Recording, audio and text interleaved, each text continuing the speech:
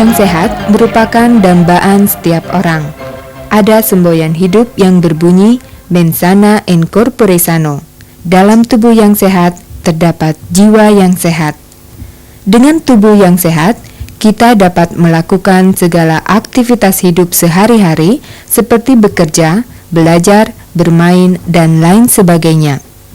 Apakah keadaan seperti ini akan selamanya kita alami? Tentunya tidak.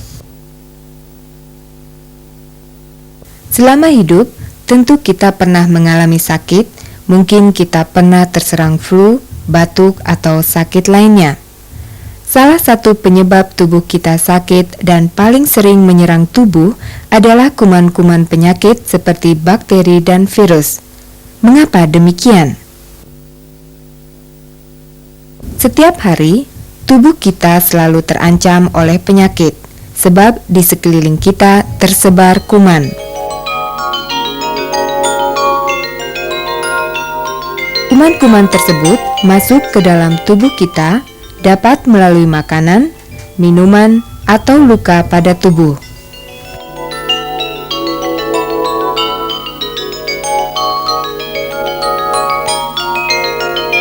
Demikian pula lingkungan yang tidak bersih dapat menyebabkan mudahnya kita terserang kuman penyakit.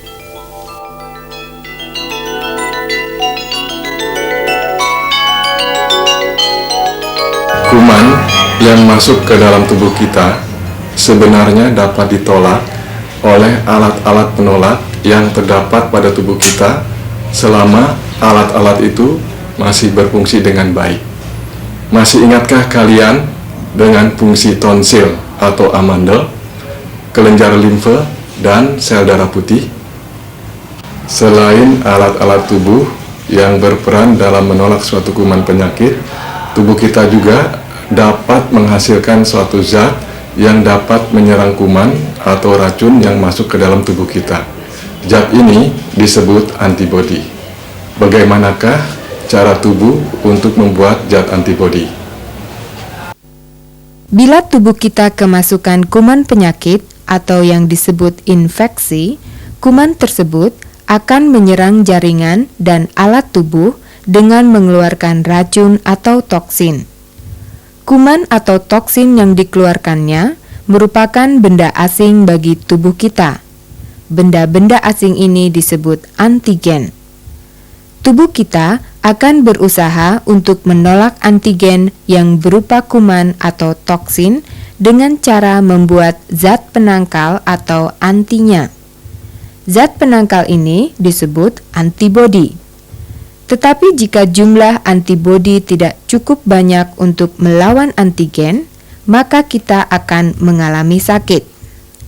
Sebaliknya, bila jumlah antibodi cukup banyak, kita terhindar dari sakit, karena semua racun atau kuman yang masuk dapat dilawan atau dikalahkan oleh antibodi.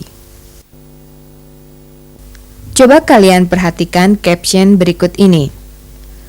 Kuman yang masuk ke dalam tubuh akan mengeluarkan racun atau toksin. Kuman atau racun disebut antigen. Reaksi tubuh terhadap antigen ialah membuat antitoksin atau antiracun. Zat yang dibentuk ini disebut antibodi. Antibodi akan menyerang balik kuman atau toksin yang masuk tadi.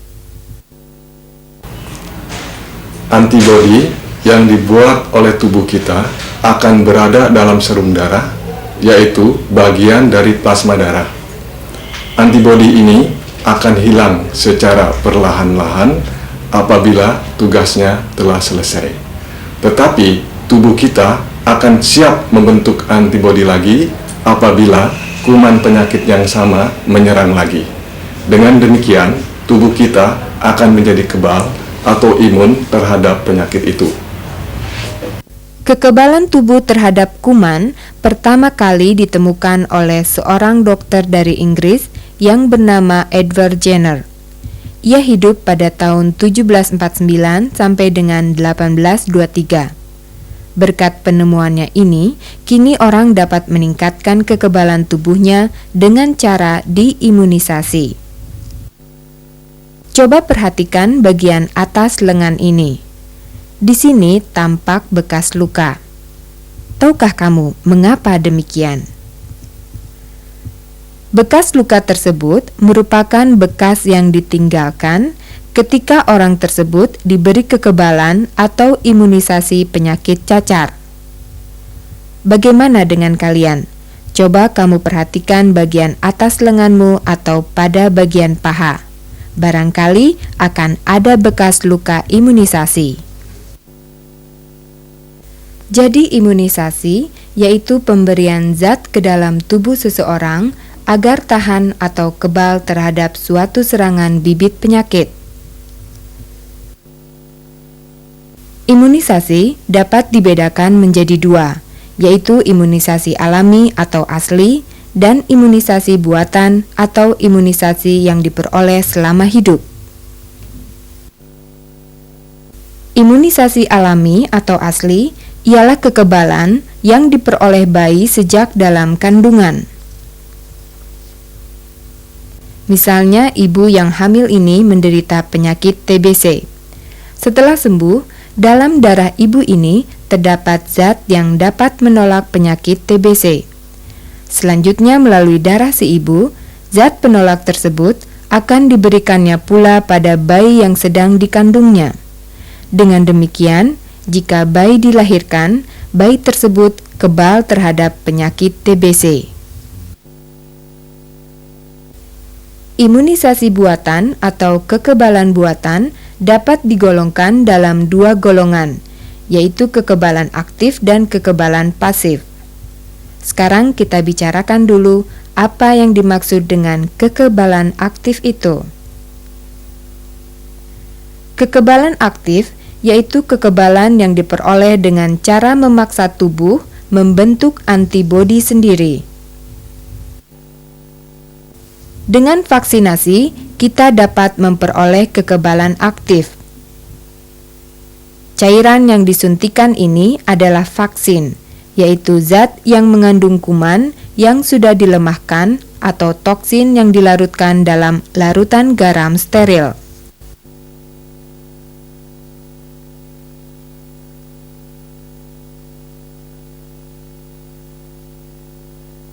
Vaksin yang disuntikan ke dalam tubuh kita merupakan benda asing atau yang kita sebut antigen. Dengan adanya antigen, tubuh akan berusaha membuat zat untuk melawannya. Zat ini disebut antibodi. Oleh karena antigen yang masuk dalam tubuh hanya sedikit, maka antibodi yang dibentuk dapat melawannya, dan kini di dalam tubuh banyak mengandung antibodi. Jika suatu saat tubuh kemasukan kuman yang sama, maka tubuh menjadi kebal terhadap kuman tersebut. Zat antibodi tersebut terdapat di dalam serum. Beberapa jenis vaksin kini telah ditemukan, antara lain vaksin Salk, vaksin Otten, vaksin BCG, vaksin TCD, vaksin DPT, dan vaksin Kotipa. Vaksin Salk untuk mencegah penyakit polio. Vaksin Otten untuk mencegah penyakit sampar atau pes.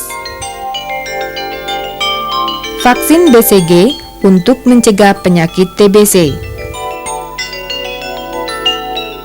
Vaksin TCD untuk mencegah penyakit tifus, kolera, dan disentri. Vaksin DPT untuk mencegah penyakit difteri. Vaksin Kotipa untuk mencegah penyakit kolera, tifus, dan paratifus. Dalam usia kalian sekarang ini, kalian telah mendapat vaksinasi dari semua vaksin yang telah diuraikan tadi. Sekarang, apakah yang dimaksud dengan kekebalan pasif?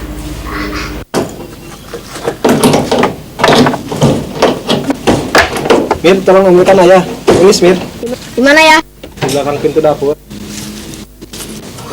Aduh ya, aduh. Kenapa, Mir? Aduh. Kamu kurang hati-hati sih. Coba Aduh, lihat lukanya. Aduh, sakit. Bu, tolong ambilkan Aduh. obat merah, Bu. Luka pada kaki Amir tampak serius karena paku yang diinjaknya sudah berkarat.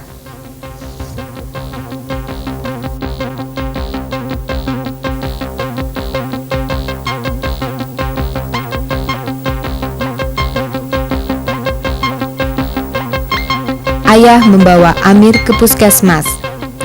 Nah, apakah yang akan dilakukan oleh dokter atau mantri puskesmas?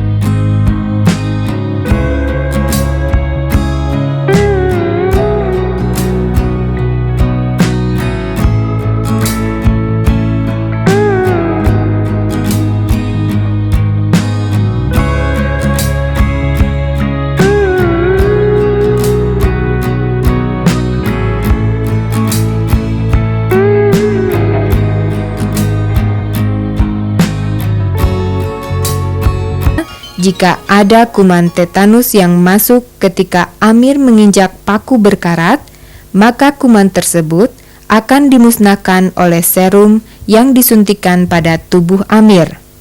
Dengan demikian, Amir terhindar dari penyakit tetanus.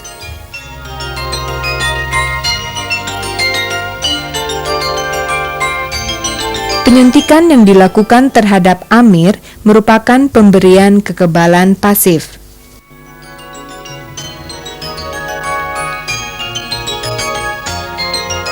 Serum yang sudah mengandung antibodi dibuat dan diproses dalam laboratorium dengan menggunakan jenis hewan tertentu sesuai jenis kuman penyakitnya. Sebagai contoh, hewan kuda digunakan di dalam pembuatan ATS, yaitu anti-tetanus serum. Ke dalam tubuh kuda yang sehat disuntikan kuman tetanus yang sudah dilemahkan atau toksin tetanus, sehingga kuda jadi sakit. Kuman yang masuk atau toksin tersebut merupakan antigen bagi kuda. Tubuh kuda akan membuat zat penolak, yaitu antibodi terhadap kuman tetanus, sehingga kuda sembuh dari sakitnya. Setelah sembuh, dalam serum darah kuda banyak mengandung antibodi kuman tetanus. Selanjutnya, darah kuda diambil, dan dalam laboratorium serum darah tersebut dipisahkan dari bagian yang lainnya. Kini serum ini telah siap untuk diberikan pada orang yang membutuhkannya.